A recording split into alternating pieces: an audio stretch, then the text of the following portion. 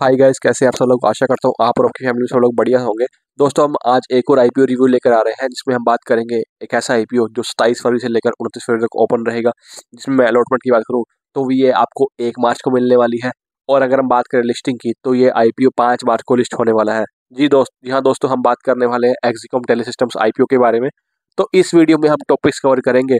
Exicom टेलीसिस्टम IPO का GMP के बारे में, कंपनी करती क्या है, आईपीओ की ओपनिंग एंड क्लोजिंग डेट्स क्या है, कंपनी के फाइनेंशियल क्या है, कंपनी की स्ट्रेंथ एंड वीकनेस क्या है, और इस आईपीओ में हमें अप्लाई करना चाहिए या नहीं करना चाहिए। तो दोस्तों, ये वीडियो बहुत इन्फॉर्मेटिव होने वाली है। इस वीडियो को अंत तक जरूर देखिएगा। दोस्तों, अब बात करते हैं जीएमपी के बारे में। GMP basically grey market premium होता है जो लिस्टिंग के लिए जरूरी होता है। तो यहाँ पर जीएमपी की बात करें ना, जो यहाँ पर इस आईपीओ में जीएमपी चल रहा है वो 115 से 130 रुपए पर शेयर चल रहा है, यानी कि 81% का जीएमपी चल रहा है। ठीक है, तो इसके हिसाब से देखा जाए, आपको एस्टिमेटेड प्रॉफिट देखा जाए तो 115 इंटू 100, क्योंकि 100 का लोट है तो 11,500 रुपये, और मैक्सिमम देखा जाए 130 इंटू 100 करके 13,000 रुपये मैक्सिमम आपका प्रॉफिट बन सकता है। और लेकिन जो हमारा क्राइटेरिया है ना वो 20% है। ठीक है, और यहाँ पे जो आईपीओ में जो जीएमपी मिल रहा है ना वो लगभग 20% से कहीं ज़्यादा है। तो इस आईपीओ में आप अप्लाई करने के बारे में सोच सकते हैं दोस्तों। लेकिन यहाँ पर एक कैच है, जैसे मैंने पहले भी बताया ना, जो जीएमपी होता है, ग्रे मार्केट प्रीमियम होता है, वो मार्केट ट्रेंड्स के अकॉर्डिंग अप एंड डाउन होता रहता है। ठीक है, और 27 फरवरी है पहली डेट अप्लाई करने के लिए, तो हमें थोड़ा सा स्लो डाउन होना पड़ेगा, नजर बना के रखनी पड़ेगी। बिकॉज जो आईपीओ में अलॉटमेंट होती है ना वो फर्स्ट कम फर्स्ट सर्व के बेसिस पे नहीं होती है। दोस्तों, अब क्वेश्चन आता है, व्हाट इज एक्सिकॉम टेलीसिस्टम। टेलीसिस्टम्स बेसिकली है क्या और करती क्या है। जो एक्सिकॉम टेलीसिस्टम है ये 1994 में स्टार्ट हुई थी। ठीक है, ये पावर सिस्टम में भी डील करती है। Basically kind of electrical vehicle होते हैं, उनके जो चार्जिंग के स्टेशन होते हैं ना वो कंपनी प्रोवाइड करती है। ठीक है, और कंपनी की बात करें ना, 2 वर्टिकल्स में डील करती है। जो इनका पहला वर्टिकल है ना पावर सिस्टम्स, ठीक है, ये अनइंटरप्टेड पावर सप्लाई प्रोवाइड करती है डिजिटल कम्युनिकेशन नेटवर्क्स के लिए, यानी कि जो जैसे स्पेक्ट्रम वगैरह हो गए उनके लिए।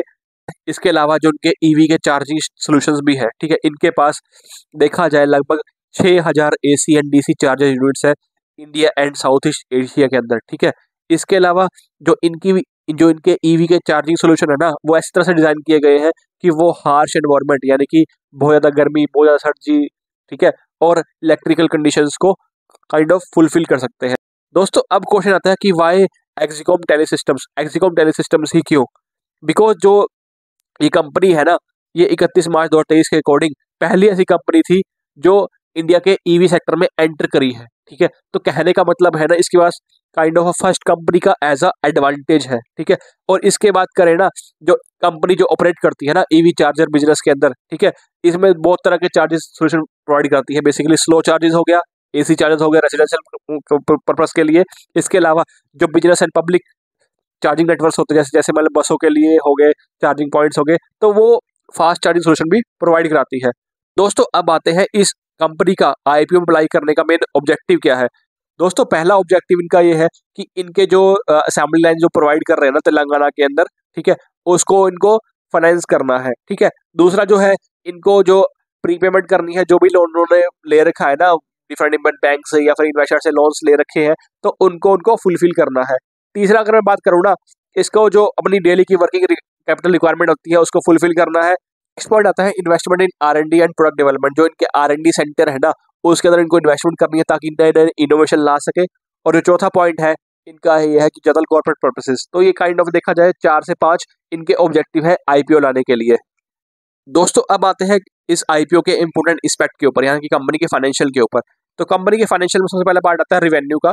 तो 2021 की जो क्लोजिंग हुई थी ना मार्च के अंदर, तो उनका रिवेन्यू लगभग 524 करोड़ था, जो 2022 के अंदर बढ़कर लगभग 848 करोड़ हो गया। यानी कि लगभग देखा जाए 300 करोड़ के अंदर 300 करोड़ के रिवेन्यू की बढ़ोतरी हुई है 1 साल के अंदर। ठीक है, उसके बाद 2023 के अंदर इनका रिवेन्यू थोड़ा सा देखा जाए लगभग 100 करोड़ रुपए कम हो गया।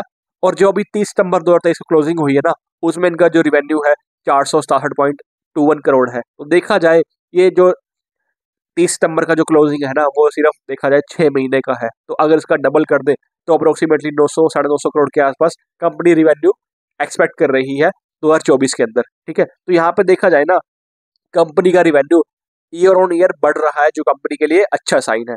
दोस्तों, अब बात करते हैं टोटल असेट्स के ऊपर।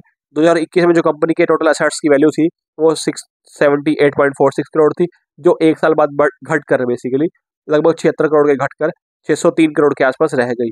और 2023 में जो उसकी क्लोजिंग हुई थी उसमें इनके एसेट्स की वैल्यू दोबारा से बढ़कर 705 करोड़ रुपए हो गई, यानी कि लगभग देखा जाए यहाँ पे 100 करोड़ की वैल्यू में इजाफा हुआ है। और जो 2023 की क्लोजिंग हुई है ना सितंबर के अंदर, इनके पास एसेट की वैल्यू 629 करोड़ थी। तो यहाँ पर देखा जाए ना एसेट्स के अंदर थोड़ा सा काइंड ऑफ सिचुएशन डावाडोल है, कभी अप एंड डाउन हो रहा है बेसिकली। अब आते हैं सबसे इंपॉर्टेंट पॉइंट के ऊपर, कंपनी प्रॉफिटेबल है या नहीं। तो अगर हम प्रॉफिट्स की बात करें ना, तो 2021 में इनका प्रॉफिट था सिर्फ 3.45 करोड़ था, ठीक है, जो साल बाद बढ़कर 2022 के अंदर लगभग 5 करोड़ रुपए हो गया। तो यहाँ पे देखा जाए लगभग अप्रोक्सीमेटली डबल के आसपास मतलब इनका प्रॉफिट बढ़ा है, ठीक है। और 2023 में देखें इनका प्रॉफिट जो बढ़कर 6.37 करोड़ हो गया, यानी कि लगभग देखा जाए तो हर साल लगभग 1.5 से 2 करोड़ की बढ़ोतरी हुई है, ठीक है। लेकिन जो अब 30 सितंबर 2023 को जो क्लोजिंग हुई है ना, उसमें इनका काइंड ऑफ प्रॉफिट है वो 27.46 करोड़ है, यानी कि देखा जाए लगभग 5 गुना प्रॉफिट एकदम से इजाफा हो गया है। बिकॉज गवर्नमेंट भी ईवी सेक्टर को सपोर्ट कर रही है और आजकल का देखा जाए फ्यूचर भी काइंड ऑफ इंडिया का ईवी सेक्टर के अंदर है। तो यहाँ पर एक साल के अंदर या 6 महीने के अंदर बोल सकते हैं 2023 के अंदर बहुत ज्यादा जंप आई है प्रॉफिट के अंदर कंपनी के। दोस्तों अगर बात करें ना कंपनी के एसेट्स की वैल्यू के अंदर या फिर कंपनी के रिवेन्यू के अंदर या फिर प्रॉफिट के अंदर, वो काइंड ऑफ बढ़ रहे हैं ईयर ऑन ईयर, वो कंपनी के लिए काइंड ऑफ अच्छा साइन है। दोस्तों आप बात करते हैं RONW। RONW क्या होता है? रिटर्न ऑन नेटवर्थ, यानी कि जब आपने कंपनी के अंदर पैसे डाले हैं तो कंपनी आपको कितना प्रॉफिट ला कर दे रही है, वो RONW वैल्यू होता है। तो अगर किसी कंपनी की RONW 15% से कम होती है तो कंपनी की फाइनेंशियल कंडीशन अच्छी नहीं मानी जाती। और अगर उस दूसरी तरफ कंपनी की RONW वैल्यू 20% से ज्यादा है ना, तो कंपनी फाइनेंशियल स्टेबल मानी जाती है। यहाँ पे इस IPO के अंदर RONW की बात करें ना, वो 2.75 है, जो देखा जाए काइंड ऑफ एवरेज से भी कम है। दोस्तों अब बात करते हैं एक्सिकॉम टेलीसिस्टम्स IPO के डिटेल्स के बारे में। सबसे पहला आता है IPO डेट्स के बारे में बात करते हैं। तो IPO है वो 27 फरवरी को ओपन हो रहा है और 29 फरवरी को क्लोज हो रहा है। अगर हम प्राइस बैंड की बात करें ना, तो यहाँ पे आपको पर शेयर 135 से 142 रुपए का पर शेयर मिल रहा है। अगर लॉट साइज की बात करें ना, तो लॉट साइज यहाँ पे 100 का है। तो आपको देखा जाए ना मिनिमम इन्वेस्टमेंट 13,500 और 14,200 तक की करनी पड़ेगी। अब बात करते हैं ऑफर डिटेल्स, यानी कि कंपनी कितना पैसा उठा रही है IPO से। तो ये कंपनी है ना IPO से लगभग 429 करोड़ रुपए उठा रही है, जिसमें लगभग देखा जाए 329 करोड़ जो है वो फ्रेश इशू है, ठीक है। और जो इसमें 100 करोड़ रुपीज़ है वो काइंड ऑफ OFS है, यानी कि ऑफर फॉर सेल है, यानी कि जो इसके एग्जिस्टिंग इन्वेस्टर्स है ना अपना 100 करोड़ रुपए के शेयर बेच रहे हैं। दोस्तों अब बात करते हैं प्री इशू शेयर होल्डिंग, जो 93.28% है, यानी कि इन्वेस्टर के पास 93% के शेयर अवेलेबल है। और IPO में आने के बाद भी इसमें ज़्यादा कोई कमी नहीं आएगी। तो ये कंपनी के लिए काइंड ऑफ अच्छा साइन है, बिकॉज जो मेजोरिटी ऑफ शेयर होते हैं ना 51% से ज़्यादा उनके पास इन्वेस्टर्स के पास ऑलरेडी अवेलेबल रहेंगे इस IPO के बाद भी, ठीक है। दोस्तों अब आता है एप्लीकेशन डिटेल्स के बारे में, यानी कि आप किस तरह से अप्लाई कर सकते हैं। आप दो तरह से अप्लाई कर सकते हैं। फर्स्ट आप रेगुलर कैटेगरी अप्लाई कर सकते हैं, जिसमें आप 2 लाख रुपए तक के शेयर्स के लिए अप्लाई कर सकते हैं। दूसरी कैटेगरी आती है HNI, यानी कि हाई नेटवर्क इंडिविजुअल, जिसमें आप लगभग 5 लाख तक का अप्लाई कर सकते हैं। दोस्तों अब आता है सब्सक्रिप्शन स्टेटस, यानी कि IPO कितना % सब्सक्राइब चल रहा है। तो जो IPO है ना 27 फरवरी को ओपन हो रहा है, तभी हम बता पाएंगे कि कितना % IPO सब्सक्राइब चल रहा है। तो हमें 2 दिन का इंतजार करना पड़ेगा, नज़र बना के रखनी पड़ेगी, तभी हम इस IPO में अप्लाई करने के बारे में सोच सकते हैं। दोस्तों अब क्वेश्चन ये आता है कि इस IPO में हम अप्लाई करना चाहिए या नहीं करना चाहिए। तो दोस्तों मैंने यहाँ पे बहुत सारे फैक्टर कंसिडरेशन के अंदर लिए हैं। पहला आता है RONW वाले, यानी कि रिटर्न ऑन नेटवर्थ।